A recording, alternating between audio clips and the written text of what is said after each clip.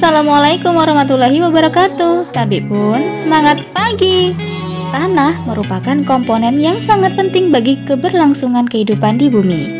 Tumbuhan memperoleh air dan nutrisi dari tanah, kemudian diolahnya sehingga dapat dimanfaatkan oleh organisme lain termasuk manusia.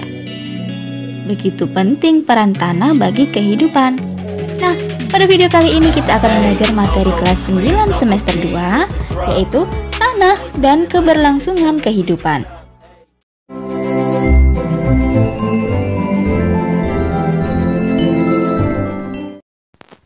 Peran tanah bagi kehidupan. Tanah merupakan tempat hidup bagi berbagai makhluk hidup, termasuk tempat hidup bagi tumbuhan. Tumbuhan, misalnya pohon jeruk, tidak mampu berpindah-pindah untuk mencari kebutuhan hidupnya.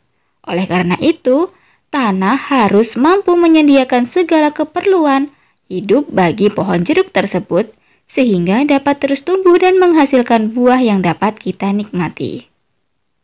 Tumbuhan sangat memerlukan unsur hara atau nutrisi berupa mineral dan air yang terkandung dalam tanah.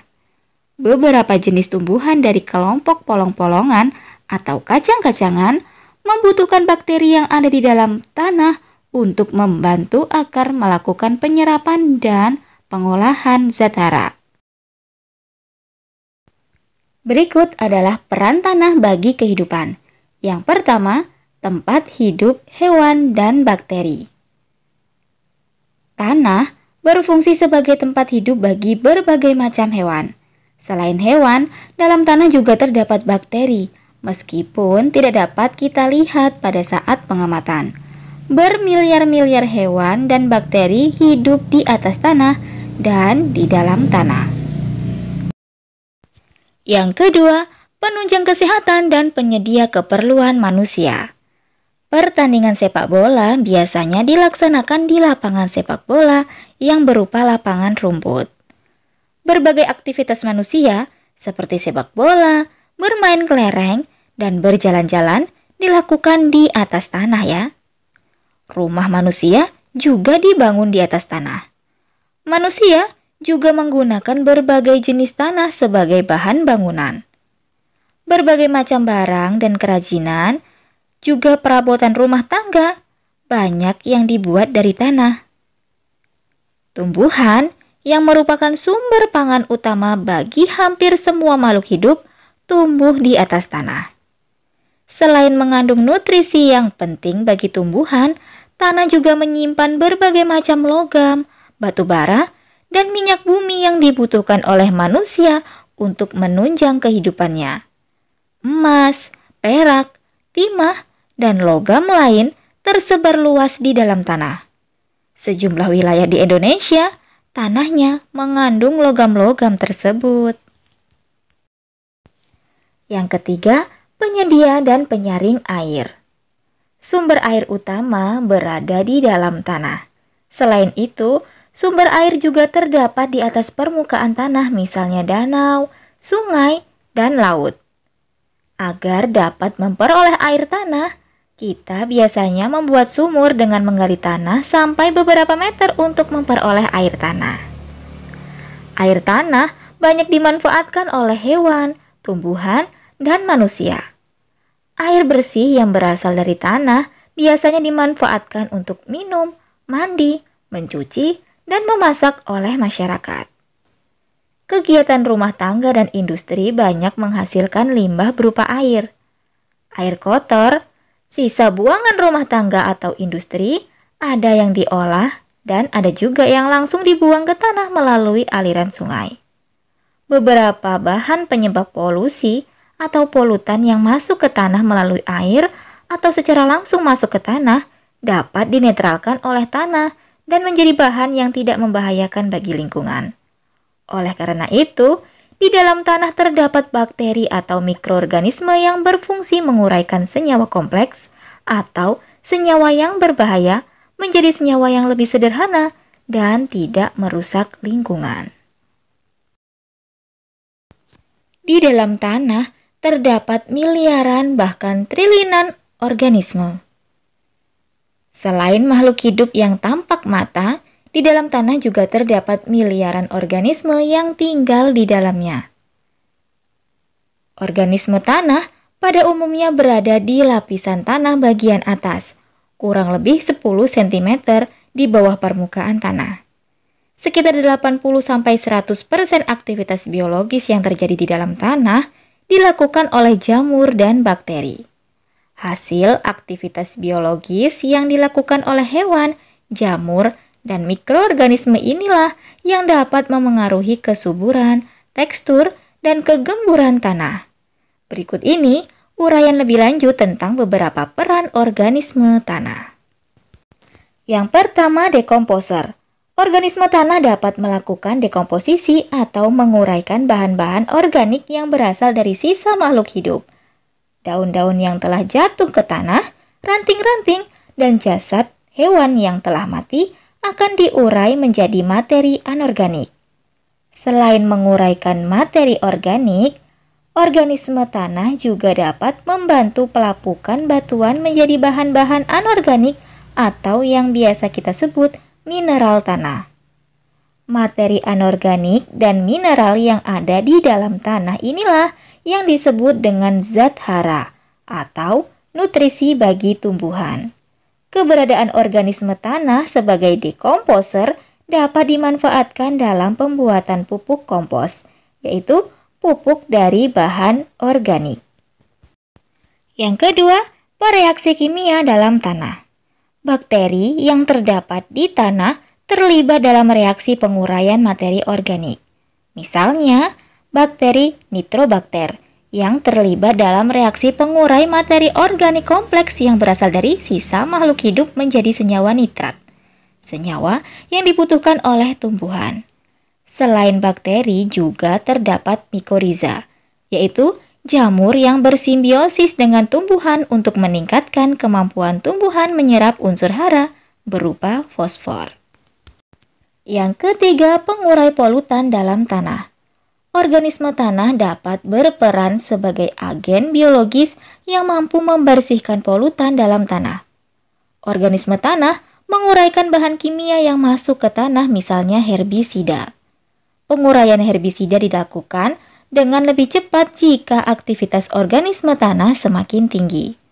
Unsur racun dan polutan seperti arsenik, kromium, dan merkuri dapat terkunci di tanah karena terakumulasi di dalam tubuh bakteri.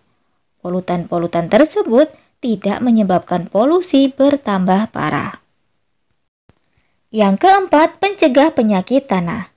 Pada kondisi normal, ketika tanah memiliki jumlah senyawa aktivitas organisme yang tinggi, maka organisme tanah dapat melawan organisme penyakit yang masuk ke tanah.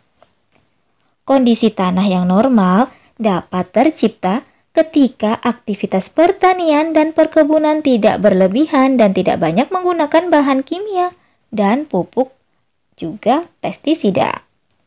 Secara alami, organisme yang ada di tanah memanfaatkan prinsip pengendalian biologis, yaitu mangsa dan pemangsa sehingga organisme yang mengganggu tanah dapat terkendali.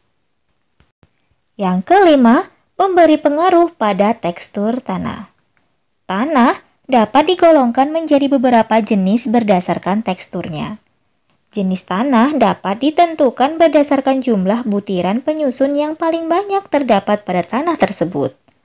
Aktivitas biologis organisme tanah berpengaruh dalam membentuk butiran-butiran penyusun tanah sehingga menentukan tekstur tanah. Butiran yang terdapat di dalam tanah adalah pasir, tanah liat, dan debu. Tekstur tanah merupakan besar kecilnya ukuran butiran yang menyusun tanah. Tekstur tanah juga diartikan sebagai perbandingan antara banyaknya tanah liat, tanah lempung, dan pasir yang terkandung dalam tanah. Tanah memiliki ukuran butiran yang berbeda-beda.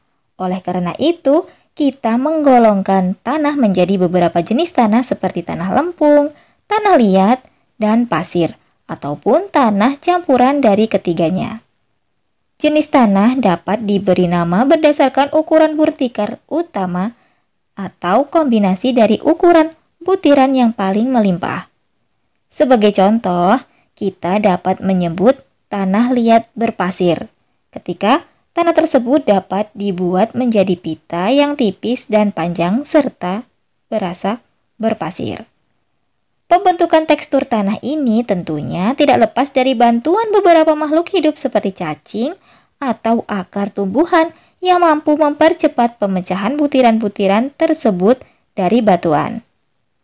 Akar tumbuhan mampu menembus batuan karena akar mampu mengeluarkan zat asam sehingga secara kimiawi dapat membantu pelapukan batuan. Tanah berpasir memiliki tekstur yang berbutir kasar, yaitu antara 0,1 sampai 2 mm. Tidak mampu membentuk struktur yang kompak dan memiliki pori-pori besar yang saling terhubung. Sifat tanah pasir yang demikian menyebabkan tanah pasir kurang baik dalam menyimpan air dan menahan air. Tanah liat tersusun atas butiran-butiran yang sangat kecil, yaitu kurang dari 0,002 mm, memiliki struktur yang kompak dan memiliki pori-pori kecil yang tidak saling terhubung. Sifat tanah liat yang demikian menyebabkan tanah liat lebih baik menyimpan atau menahan air. Hal tersebut dapat dilihat dari pergerakan atau aliran air yang lambat ketika tanah liat diberi air. Sifat tanah akan mempengaruhi kemampuannya dalam menyediakan nutrisi dan air yang sangat dibutuhkan oleh tumbuh-tumbuhan. Tanah yang subur memiliki perpaduan tanah lempung, tanah liat, dan pasir yang hampir sama. Sifat dari perbatuan ketiga tanah tersebut akan sangat menguntungkan tumbuhan. Oleh karena adanya tanah liat yang sulit ditembus air, maka kandungan air dalam tanah dapat terjaga.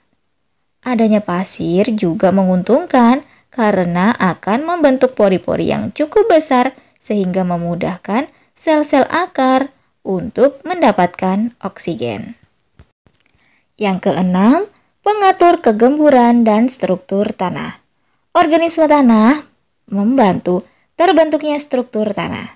Struktur tanah merupakan susunan butiran-butiran tanah yang terikat satu sama lainnya menjadi suatu gumpalan. Butiran-butiran tanah direkatkan oleh suatu perekat seperti bahan organik yang dihasilkan oleh organisme tanah.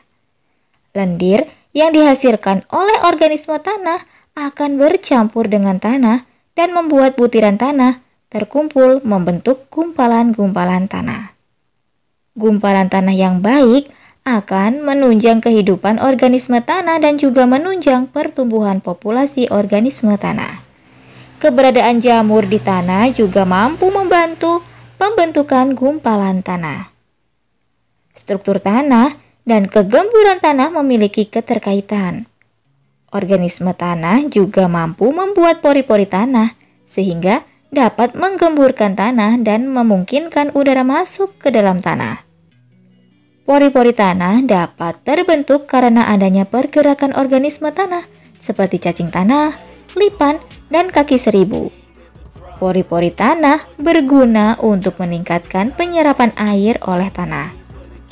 Tanah yang memiliki aerasi dan jumlah air yang cukup sangat baik untuk menunjang pertumbuhan tanaman.